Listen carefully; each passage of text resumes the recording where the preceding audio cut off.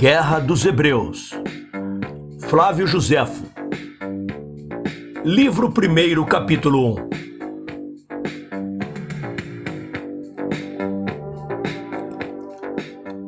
Antíoco Epifânio, rei da Síria, torna-se senhor de Jerusalém e suprime o serviço de Deus. Matias, Macabeus e seus filhos restabelecem-no e vencem os sírios em vários combates. Morte de Judas Macabeus, príncipe dos judeus, e de João, dois dos filhos de Matias, que havia morrido muito tempo antes. Este registro também se encontra no livro 12º, capítulo 6, 7, 8, 9, 10, 11, 14 e 19, de Antiguidades Judaicas, parte 1.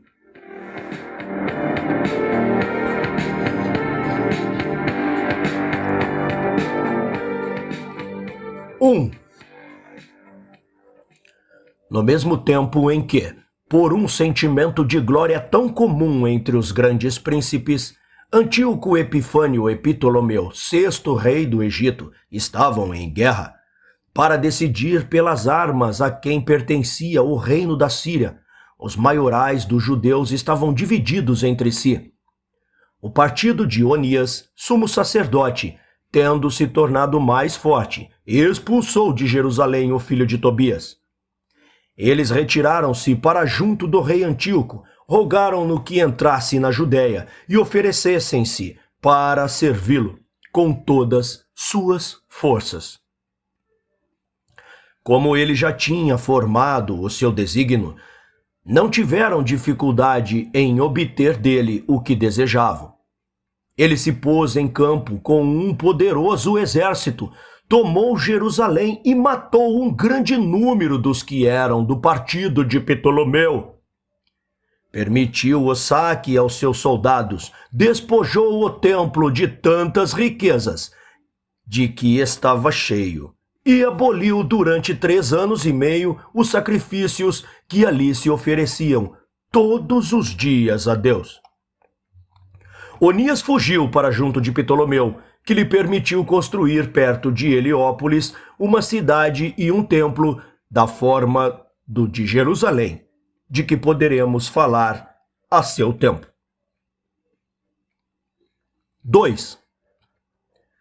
Antíoco não se contentou de ser tornado, contra sua esperança, senhor de Jerusalém, de lá ter tirado tantas riquezas e de ter derramado tanto sangue, mas deixou-se levar de tal modo pelo ressentimento, pela lembrança das amarguras que tinha suportado naquela guerra, que obrigou os judeus a renunciar à sua religião, a não mais mandar circuncidar seus filhos e a imolar sobre o altar, destinado para os sacrifícios,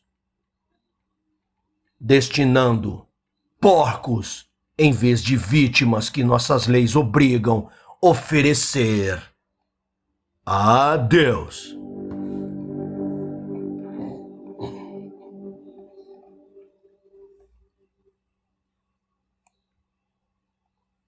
O horror que os maiorais e as pessoas de bem não podiam deixar de demonstrar por essa abominação custava-lhes a vida.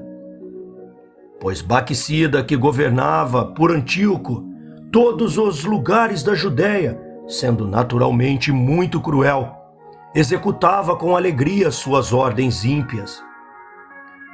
Sua insolência e suas violências chegavam a tal excesso que não havia ultraje que ele não fizesse mesmo às pessoas de condição, e suas incríveis maldades faziam ver, cada dia, uma nova e espantosa imagem da tomada e da desolação dessa cidade, antes tão poderosa e tão célebre.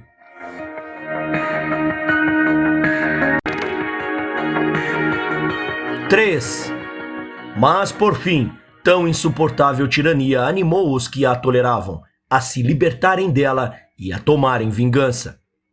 Matias, ou Matatias Macabeu, sacerdote que morava na aldeia Modim, seguido por seus 5 filhos e seus domésticos, Matou Baxida e fugiu para as montanhas, a fim de evitar o furor das guarnições mantidas por Antíoco. Muitos reuniram-se a ele, e então ele desceu aos campos, deu combate aos chefes das tropas desse príncipe, venceu-as e as expulsou da Judéia. Estes felizes resultados elevaram-no a um alto grau de glória que todo o povo, para lhe mostrar seu agradecimento por tê-lo libertado da escravidão, escolheu-o para comandá-lo, e ele deixou, ao morrer, Judas Macabeu, o mais velho de seus filhos, como sucessor de sua fama e de sua autoridade. 4.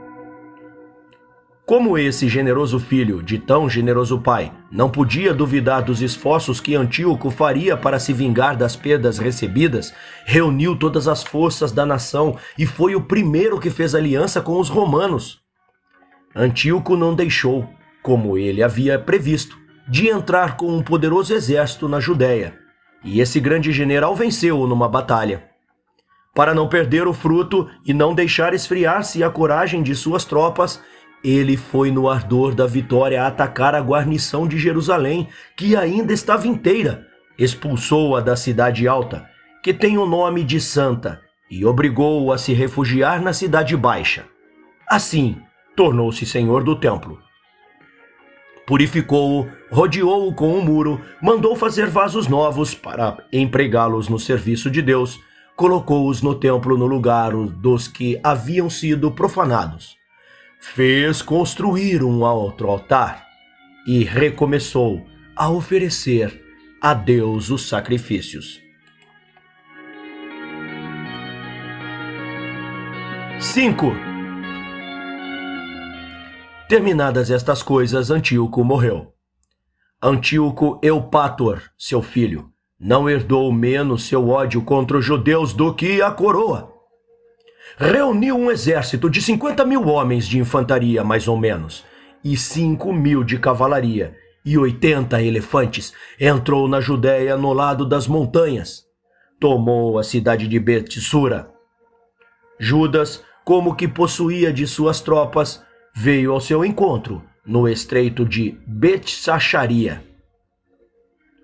Antes que os exércitos se chocassem, Eleazar, um dos seus irmãos, tendo visto um elefante muito maior do que os outros, que trazia em seu dorso uma grande torre, toda dourada, pensou que o rei estaria sob a mesma. Adiantou-se por entre os demais, abriu caminho entre os inimigos, chegou até o enorme animal, e como não podia alcançar aquele que estava lá em cima, e que ele julgava ser o rei, colocou-se por debaixo do elefante, feriu com espada o ventre do animal, que o matou, esmagando-o na queda. Assim, uma coragem tão heróica mostrou com este feito de valor a grandeza de alma deste generoso israelita que preferiu a glória à própria vida. Quem montava esse elefante era um cidadão particular, mas quando tivesse sido o mesmo Antíoco, a coragem heróica de Eleazar tê-lo-ia levado ao mesmo resultado, pois não podendo esperar sobreviver a tão grande feito, ele teria sempre mostrado até que ponto seu amor pela glória o fazia desprezar a morte.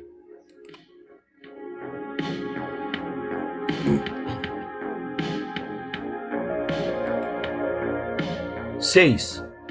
Este fato foi um presságio a Judas Macabeu do que lhe ia acontecer naquele dia. Depois de um longo e muito período violento e de combate, o grande número dos inimigos e sua boa sorte os fez vitoriosos. Vários judeus foram mortos. Judas retirou-se com o restante à toparquia de Gofinítico.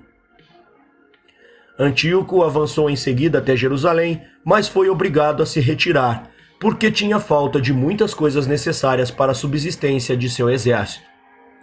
Lá deixou uma guarnição de soldados que julgou conveniente e mandou o restante para os quartéis de inverno na Síria. Judas, para aproveitar-se de sua ausência, Reuniu o que pôde de soldados de sua nação, além dos que havia ficado deste último combate, e foi lutar contra as tropas de Antíoco. Jamais um homem mostrou mais valor do que ele nesse dia. Perdeu a vida depois de ter matado um grande número de inimigos, e João, seu irmão, tendo caído numa emboscada que lhe armaram, também viveu apenas alguns dias a mais. Capítulo 2.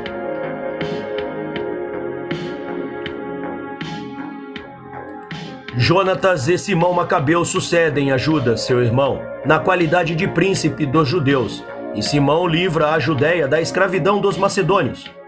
É morto a traição por Ptolomeu, seu genro. Hircano, um de seus filhos, herda sua virtude e sua qualidade de príncipe dos judeus. Este registro também se encontra no livro 13º, capítulos 1º, 9º, 11º, 10º, 14º, 15º, 16º, 17º e 18º. Antiguidades Judaicas, parte 1. 7.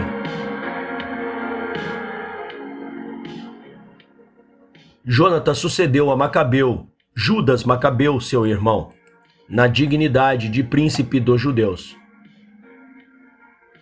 Ele procedeu com os de sua nação com muita prudência, firmou sua autoridade com a aliança dos romanos e se pôs em boas relações com o filho de Antíoco. Um proceder tão sensato não pôde, no entanto, lhe dar segurança. Trifon, que era tutor do jovem Antíoco e que depois usurpou do reino, não podendo fazê-lo perder os amigos, recorreu à traição. Conseguiu induzi-lo a vir encontrar-se com Antíoco, em Ptolemaida, e lá o fez prisioneiro, e avançou com suas tropas para a Judéia. Simão, irmão de Jonatas, obrigou-o a se retirar, e ele ficou tão irritado que mandou matar Jonatas. 8. Como não se podia acrescentar algo à vigilância e à coragem de Simão, ele tomou as cidades de Zara, de Jope e de Jâmnia. Tornou-se assim senhor de Acaron, destruiu-a e se uniu contra Trifon, a Antíoco, que antes de partir para sua viagem à Média, sitiava Dora. Mas esse rei era tão avarento que, ainda que Simão tivesse contribuído para a ruína e morte de Trifon, pelo auxílio que lhe tinha dado, não deixou de enviar a Candebeia um dos seus generais, com um exército, para devastar a Judéia e procurar fazê-lo prisioneiro. Embora esse príncipe dos judeus fosse então muito idoso, não deixou de agir com a mesma energia, como teria feito com as melhores tropas e marchou, por outro lado, com o restante. Fez diversas emboscadas nas montanhas e obteve grande vitória. Deram-lhe em seguida o cargo de sumo sacerdote. Ele libertou a pátria da dominação dos macedônios, 270 anos depois que dela se tinha tornado senhores. 9. Este grande personagem foi morto à traição num banquete por Ptolomeu, seu genro, que ao mesmo tempo manteve prisioneira sua mulher e seus 2 filhos, e mandou alguns homens para matar João, antes chamado Hircano, que era o terceiro. Mas tendo sido avisado, ele fugiu para a Judéia, confiando no afeto do povo pelo respeito que consagrava à memória de seus parentes e de seu ódio por Ptolomeu. Este homem mau quis também entrar na cidade por outra porta, mas o povo que já havia recebido Hircano repeliu-o. Ele foi então para um castelo de nome Dagon, que está além de Jericó. Hircano, depois de ter sucedido a seu pai no cargo de sumo sacerdote e oferecido sacrifícios a Deus, foi logo atacá-lo para libertar sua mãe e seus irmãos. Seu bom caráter foi o único obstáculo que lhe impediu de tomar a praça. Quando Ptolomeu se via em apuros, levava sua mãe e seus irmãos à muralha para que todos pudessem vê-los e depois de os ter espancado violentamente, ameaçava precipitá-los de lá do alto, se ele não se retirasse imediatamente. Por maior que fosse a cólera de Hircano, ele era obrigado a ceder ao seu amor para com pessoas que lhe eram tão caras e à compaixão por vê-los sofrer.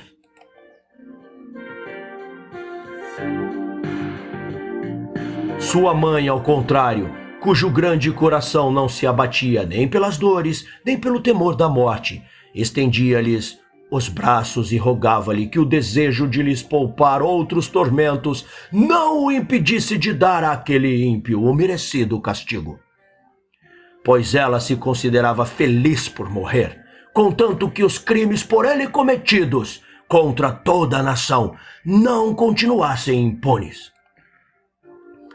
Estas palavras animavam Hircano à vingança, mas quando via que recomeçavam a tratá-la de maneira tão cruel, sentia sua coragem enfraquecer e seu espírito, agitado por esses diversos sentimentos, enchiam-se de confusão e de perturbação.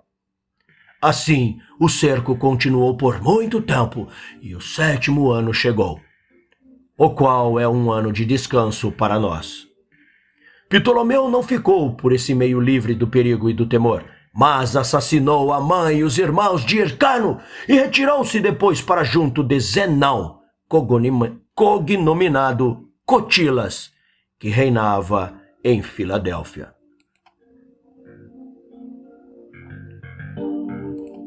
10. O rei Antíoco, então, para se vingar de Hircano pela vitória que Simão, seu pai, tinha obtido contra seus generais, entrou na Judéia com um grande exército e foi sitiar Jerusalém. O sumo sacerdote, para obrigá-lo a se retirar, mandou abrir o sepulcro de Davi, que tinha sido o mais rico de todos os reis, e de lá tirou mais de 3.000 talentos, dos quais lhe deu 300. 11. Este príncipe dos judeus foi o primeiro que manteve soldados estrangeiros. Quando viu que Antíoco tinha partido com todas as suas forças para a Média, tomou aquele templo para entrar na Síria, desprovida de soldados. Apoderou-se de Medaba, Sameia, Siquém e Gerizim, e reduziu também à sua obediência os xuteenses, que moravam nos lugares adjacentes ao templo construído à imitação do de Jerusalém. Na Judéia, tomou além de Doron e Marissa várias outras praças e avançou até Samaria, que Herodes reedificou depois e deu o nome de Sebaste. Cercou-a de todos os lados e deixou a Aristóbulo e a Antígono, seus filhos, o encargo de continuar o cerco. Nada eles deixaram de fazer para bem cumprir a ordem. E os habitantes ficaram reduzidos a tão grande miséria e carestia, que para viver foram obrigados a servir de coisas que os homens não costumam comer.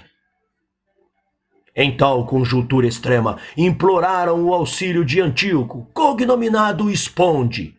Este veio logo em seu socorro, mas Aristóbulo e Antígono venceram-no e o perseguiram até Citópolis, onde se refugiara. Os 2 irmãos voltaram em seguida ao cerco, mantiveram os samaritanos presos dentro de suas muralhas, dominaram-nos à força, fizeram-nos todos prisioneiros e destruíram completamente a cidade. Levaram sua boa sorte ainda mais além. Para não deixar esmorecer o ardor de suas tropas, avançaram até além de Citópolis e dividiram entre si todas as terras do Monte Carmelo.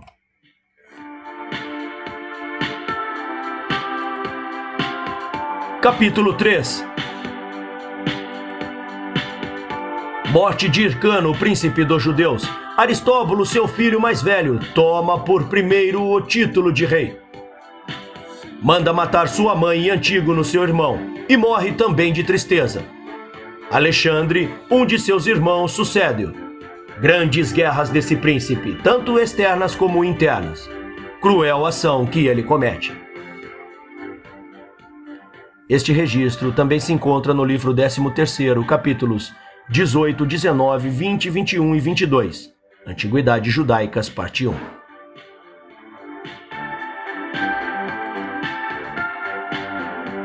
Doze. A prosperidade de Hircano e de seus filhos atraiu-lhes tanta inveja que vários se ergueram contra eles e chegaram mesmo a uma guerra aberta. Mas Hircano continuou senhor, passou o restante de sua vida em grande tranquilidade e depois de ter governado durante 33 anos com tanta sabedoria e virtude que nada se podia sem injustiça encontrar digno de censurar em seu proceder, morreu e deixou 5 filhos. Teve esta rara felicidade de possuir ao mesmo tempo o principado, o sumo sacerdócio e o dom da profecia. Deus mesmo falava-lhe e dava-lhe o conhecimento das coisas futuras. Assim previu e predisse que os 2 mais velhos de seus filhos não reinariam por muito tempo. A este respeito, julgo dever relatar qual o seu fim, tão longe da felicidade de que seu pai havia gozado. 13. Depois da morte de Hircano, Aristóbulo, o mais velho de seus filhos, mudou a forma de governo em Roma e foi o primeiro que pôs o diadema sobre a cabeça, 471 anos e 3 meses depois que o povo, tendo sido libertado da escravidão dos babilônios, tinha voltado à Judéia. Ele tinha tanto afeto por Antígono, um de seus irmãos, que o associou à coroa. Mandou os outros para a prisão e lá mandou também colocar a sua mãe, porque Hircano, tendo-a declarado regente, ela disputava-lhe o governo. Sua crueldade para com ela chegou a ponto de fazê-la morrer de fome. Ele acrescentou a esse crime o de também matar Antígono, depois das calúnias de que se serviam para torná-lo odioso a ele. Como o amava muito, não podia a princípio acreditar, mas aconteceu que quando ele estava doente, Antígono, que voltava da guerra com o soberano séquito, com muitos homens armados, entrou no templo com aquela majestade toda para rogar a Deus pela saúde do rei, seu irmão. Seus inimigos tomaram essa decisão para perdê-lo. Eu acho que é prendê-lo, tá? Tá escrito perdê-lo aqui, mas tudo bem. Disseram a Aristóbulo que Antígono, não se contentando com a honra que ele lhe tinha feito, associando-o ao governo, queria possuí-lo todo, inteiro, sozinho. E para esse fim tinha vindo com pompa, que só compete a um soberano, acompanhado de tantos guardas que não se podiam duvidar de que aquilo era para matá-lo. Aristóbulo, que então estava na fortaleza de Paris, que Herodes depois chamou Antônia, em honra de Antônio, a princípio não quis acreditar nessas palavras, mas por fim chegou a persuadir-se de tudo. E para não mostrar abertamente sua desconfiança para com seu irmão, nem fazer algo com leviandade em assunto tão importante, ordenou aos seus guardas que se postassem a passagem de Antígono num lugar obscuro e subterrâneo, com ordem de deixá-lo passar, se ele se encontrasse sem arma, e de matá-lo se ele estivesse armado. Mas mandou-lhe dizer que viesse sem armas. A rainha, por uma maldade horrível de combinação com os outros inimigos de Antígono, subornou o guarda que estava encarregado dessa comissão e o induziu a dizer a Antígono que o rei, tendo sabido que ele tinha trazido da Galiléia as mais belas armas do mundo, rogava-lhe que viesse encontrá-lo, armado como estava, a fim de lhe dar o prazer de vê-las em sua pessoa. Antígono, que tinha recebido provas de afeto do rei, seu irmão, de nada desconfiou, e assim apressou-se em executar a ordem. Quando chegou ao local denominado a Torre de Estratão, os guardas do rei esperavam-no e o mataram. Que outro exemplo pode melhor manifestar como a calúnia é capaz de afogar os sentimentos mais ternos da natureza e da amizade, e que não há união tão grande que sempre possa resistir aos esforços que ela faz para os destruir?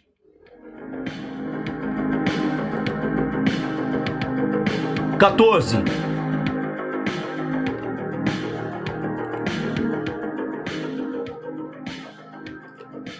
Aconteceu neste fato uma coisa que não se pode admirar assaz. Judas da seita dos essênios tinha tal conhecimento do futuro que suas predições jamais deixaram de ser verdadeiras e tinha-lhe conquistado tal fama que ele era sempre seguido de grande número de pessoas que o consultavam. Quando esse bom velho viu Antígono entrar no templo, voltou-se para eles e exclamou: "Como se há de viver mais depois que a verdade morreu? Posso duvidar que uma coisa que eu predisse seja falsa, vendo como eu vejo com os meus próprios olhos. Antígono ainda com vida, ele que eu julgava dever ser hoje morto na torre de Estratão. E como isso se poderia realizar? Pois ela está longe daqui 600 estádios e estamos na 4ª do dia." Depois que Judas havia falado deste modo e repassava com tristeza certas coisas em sua mente, vieram dizer-lhe que Antígono tinha sido morto num lugar subterrâneo que tem o mesmo nome que a torre de Estratão, que está em Cesareia, à margem do oceano. Fora essa semelhança de nomes que o havia enganado. 15. Aristóbulo apenas cometeu tão cruel ação, logo se arrependeu, e a dor que sentiu aumentou ainda mais a sua doença. O horror de seu crime, que continuamente pairava-lhe ante os olhos, perturbou sua alma. Ele caiu em tão profunda tristeza que os feitos de sua melancolia, passando da alma ao corpo, irritando seu gênio, comoveram-lhe tanto as entranhas que ele chegou a vomitar sangue. Um dos seus mordomos levou esse sangue, e Deus permitiu que ele o atirasse sem querer, no mesmo lugar onde se viam ainda manchas de sangue de Antígono. Os que o viram, julgando que ele o havia feito de propósito e que era como um sacrifício que ele oferecia aos manes desse príncipe, soltaram gritos tão agudos que o rei os ouvia. Perguntou-lhe então qual a causa. E como ninguém ousava dizer-lhe a verdade, o que aguçou ainda mais a sua curiosidade, ele os obrigou, com ameaças, a confessá-lo. Então, banhando em lágrimas, consumido pela violência de seus suspiros, o que restava ainda de força, disse com voz quase imperceptível: "Poderia eu esperar que Deus, que tem os olhos abertos sobre tudo o que passa no mundo, não tivesse ciência de meus crimes? Sua justiça poderia castigar-me mais prontamente do que o faz por ter sido o assassino do meu próprio irmão? Até quando este miserável corpo reterá a minha alma para impedir que seja sacrificada a este miserável corpo a vingança de sua morte e da minha mãe? Por que oferecer-lhe assim meu sangue gota a gota, em vez de oferecê-los todos de uma vez? Por que ficar mais tempo exposto ao sabor da fortuna que zomba por me ver, com as entranhas despedaçadas e oprimido pela dor, sentir os efeitos de sua inconstância?"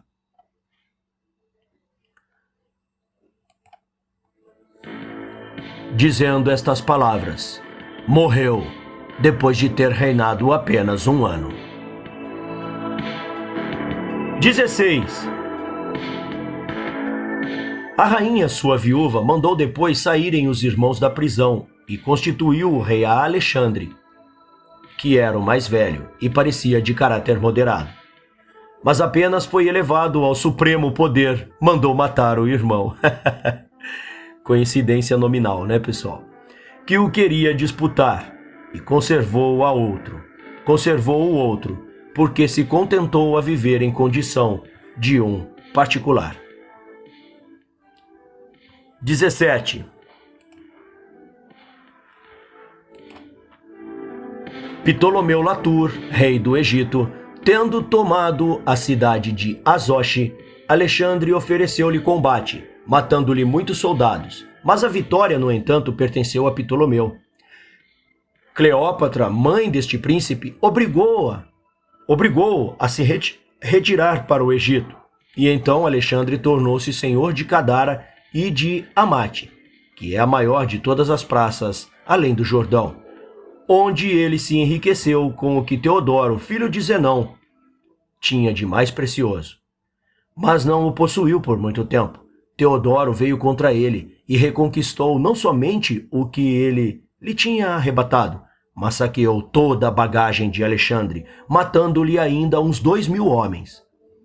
Este rei dos judeus reuniu novas forças, levou à guerra as cidades marítimas, tomou Rafia, Gaza e Antedon, que o rei Herodes depois chamou de Agripíada. 18.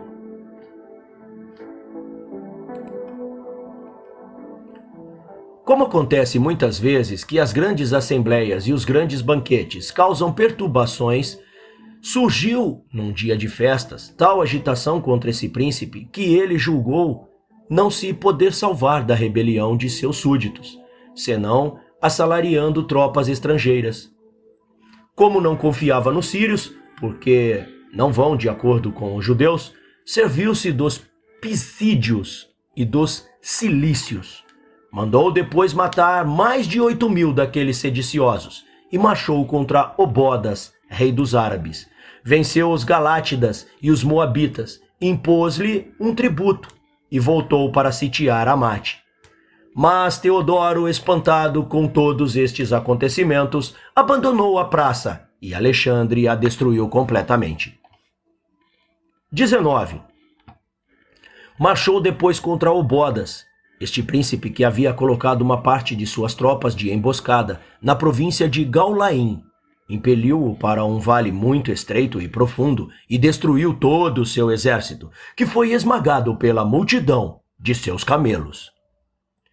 A custo, Alexandre pôde salvar-se em Jerusalém, onde sua má sorte, aumentando ainda o ódio que já lhe tinham, encontrou todos os habitantes mais dispostos do que nunca a se revoltar.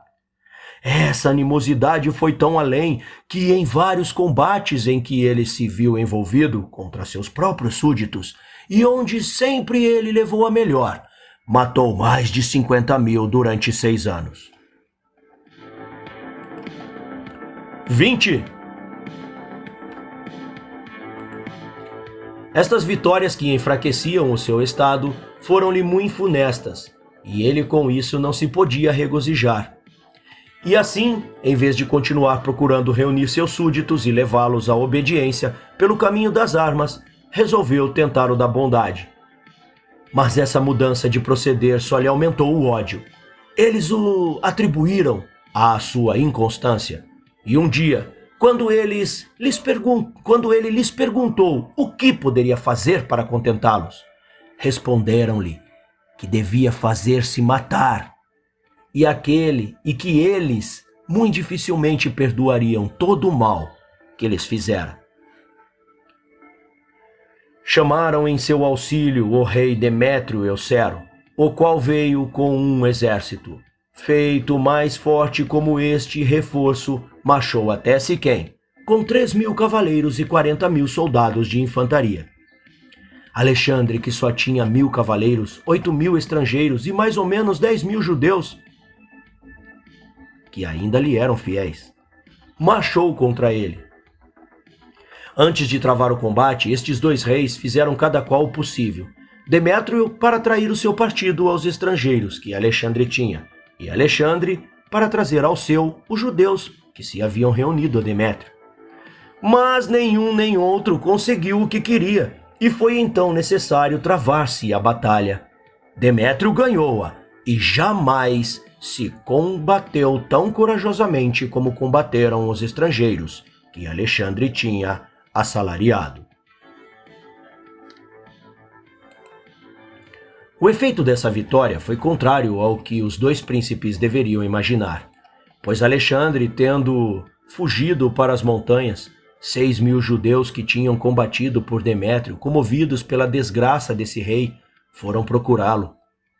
Mudança tão repentina assustou Demétrio, e com o medo que sentiu de que o restante da nação também viesse a passar para o lado de Alexandre, que ele via já tão forte quanto ele, depois desse grande auxílio, achou melhor retirar-se. Os outros judeus continuaram a fazer guerra a Alexandre, a qual durou até quando, depois de ter matado um grande número deles e reduzido os que restavam de todos os combatentes, a ter como único refúgio a cidade de Bemezel, tomou essa praça e os levou a todos prisioneiros a Jerusalém.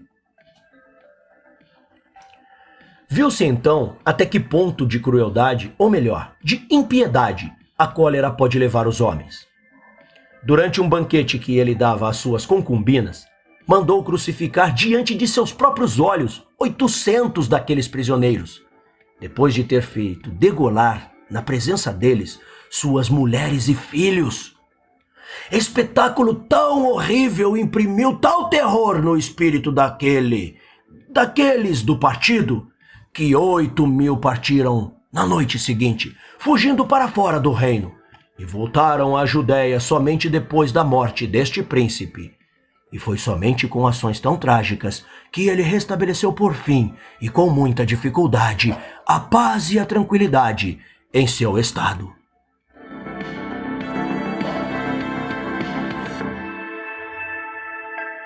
Capítulo 4. Último capítulo da leitura de hoje. Diversas guerras feitas por Alexandre, rei dos judeus. Sua morte deixa 2 filhos, Hircano e Aristóbulo, e constitui regente a rainha Alexandra, sua mulher. Ela dá excessiva autoridade aos fariseus. Sua morte. Aristóbulo usurpa o reino de Hircano, seu irmão mais velho. Este registro também se encontra no livro 13º, capítulo 23 e 24, no livro 14º, capítulo 1, Antiguidades Judaicas, parte 1.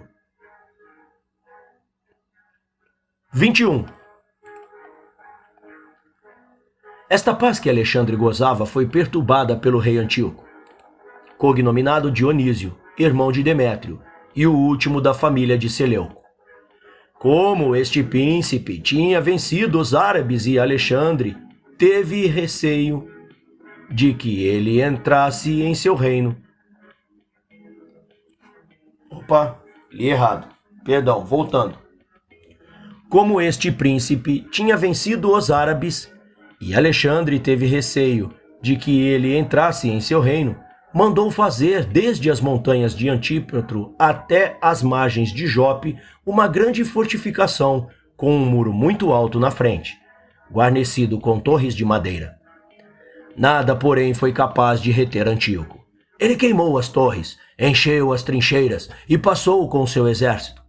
Transferiu para o outro tempo a vingança sobre Alexandre e marchou contra os árabes. Aretas, seu rei, retirou-se para lugares fortificados, e quando Antíoco pensava nada mais ter de temer, ele veio atacá-lo com 10.000 cavaleiros. Foi muito encarniçado o combate, e embora nessa luta Antíoco tivesse perdido muita gente, sustentou-a enquanto lhe restava um pouco de vida, fazendo tudo o que compete a um grande comandante. Mas sua morte fez os seus perderem a coragem, e eles acabaram por fugir. Os árabes fizeram então uma grande mortandade. O restante salvou-se fugindo para a aldeia de Cana, onde quase todos morreram de fome. 22. O ódio que os de Damasco tinham por Ptolomeu, filho de Meneu, levou-os a fazer aliança com Aretas, ao qual reconheceram como rei da Baixa Síria. Ele entrou na Judéia, venceu Alexandre e retirou-se em seguida, após um tratado feito entre eles. 23. Este rei dos judeus, depois de ter tomado Pela, atacou Gerasa, para se apoderar dos tesouros de Teodoro. Ele sitiou a praça com uma tríplice ordem de defesa e assim conseguiu apoderar-se dela. Tomou depois Gaulã, Seleucia e o vale de Antíoco, o castelo-fortaleza de Gamala, onde fez prisioneiros a Demétrio, que lhe era o comandante e que tinha cometido tantos crimes. Depois de ter empregado 3 anos nestas diversas expedições, ele voltou triunfante a Jerusalém, que depois de tantos e felizes resultados, recebeu com alegria. O fim da guerra foi o início da enfermidade deste príncipe. Ele foi tomado de forte febre intermitente e, imaginando que o trabalho lhe poderia devolver a saúde, entregou-se a novas expedições. Mas seu corpo estava muito fraco para suportar tantas fadigas e ele morreu nesses trabalhos excessivos, depois de ter reinado 37 anos. 24. Como ele sabia que a rainha Alexandra, sua mulher, era de um caráter diferente do seu e jamais aprovara seu proceder, pois o julgara demasiado violento, ele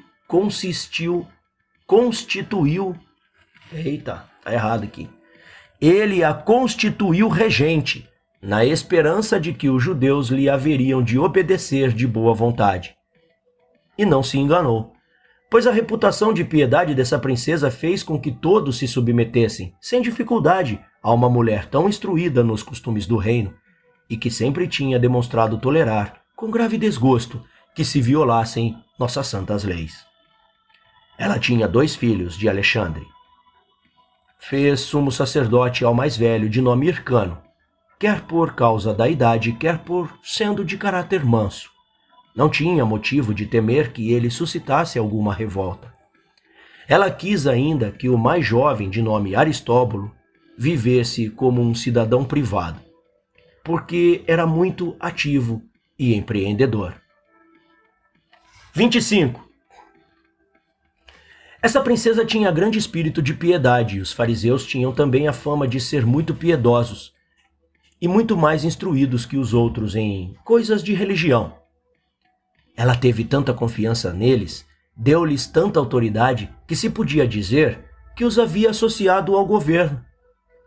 Eles se insinuaram de tal modo em seu espírito, pouco a pouco, e abusaram tanto de sua bondade, que atraíram sobre si mesmos o poder principal. Montaram um STF. Perseguiram e favoreciam a quem muito bem entendiam. Davam e tiravam liberdade. Ai, caramba. Gozavam de todas as vantagens da realeza e só deixavam à rainha as despesas e os cuidados aos quais essa condição obriga. Ai, desculpa, pessoal, é muita semelhança. E sempre tem que ter um Alexandre no meio, né? Essa virtuosa princesa era, no entanto, capaz de grandes empreendimentos e trabalhava com tanta solicitude em aumentar as forças de seu estado, que preparou diversos exércitos, tomou grande número de estrangeiros ao seu serviço e, assim, tornou-se não somente muito poderosa em seu reino, mas também muito temível aos príncipes e povos vizinhos. Era uma rainha que, ao mesmo tempo, dominava com poder absoluto e obedecia aos fariseus. Estes mandaram matar um homem ilustre de nome Diógenes, que tinha sido muito estimado do falecido rei, porque o acusavam de ter participado da crucificação daqueles 800 homens de que falamos. Eles insistiam com a princesa que não perdoasse a todos os demais que tinham tomado parte naquela ação. Sua muito grande consideração para com eles impedia-lhe de recusá-lo, e eles assim mandavam matar a quantos bem entendiam. Tantas pessoas da nobreza viam-se assim em tão grande perigo que recorreram a Aristóbulo. E ele persuadiu a rainha sua mãe que se contentasse de mandar para fora de Jerusalém os que ela julgava culpados e deixasse os outros em paz. Assim, aqueles cidadãos retiraram-se para diversos lugares do reino.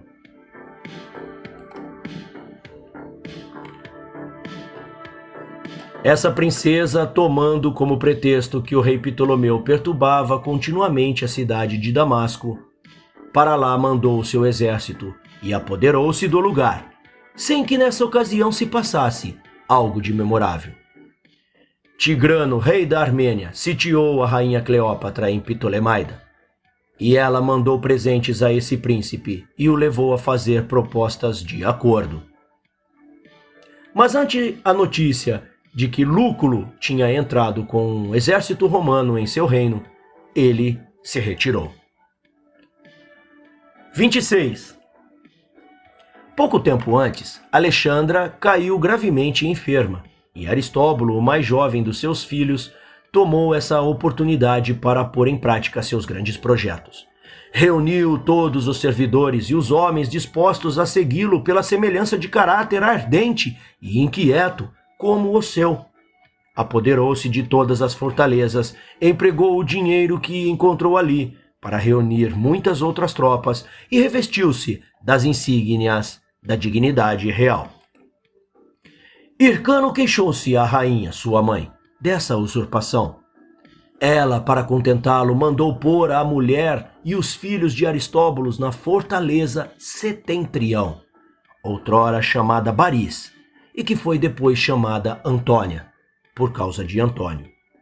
Do mesmo modo que Sebaste e Agripíada assim foram denominadas por causa de Augusto e Agripa. 27.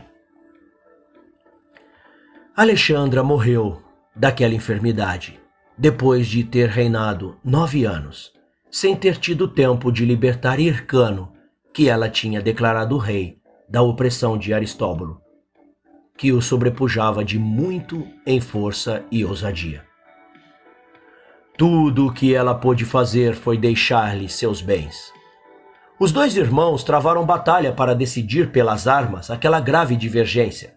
A maior parte das tropas de Hircano deixou-o para passar para o lado de Aristóbulo. Ele fugiu com o restante para a fortaleza Antônia, onde a mulher e os filhos de Aristóbulo se encontravam, e assim o salvaram de uma ruína completa. Tendo nas mãos reféns tão preciosos, ele confabulou com seu irmão sem esperar chegar ao último extremo. As condições do acordo foram que o reino ficaria com Aristóbulo e Hircano, contentar-se-ia de gozar das honras que pode pretender um irmão do rei. Este acordo se fez no templo, na presença de todo o povo. Os dois irmãos abraçaram-se com demonstrações de afeto. Aristóbulo estabeleceu-se no palácio real e deixou o seu a Hircano.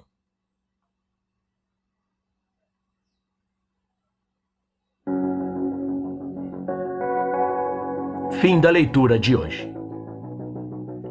Obrigado por ouvir. Deixe seu like, se inscreva se ainda não é inscrito no canal, compartilhe em suas redes e grupos. E eu te espero na próxima leitura. Shalom!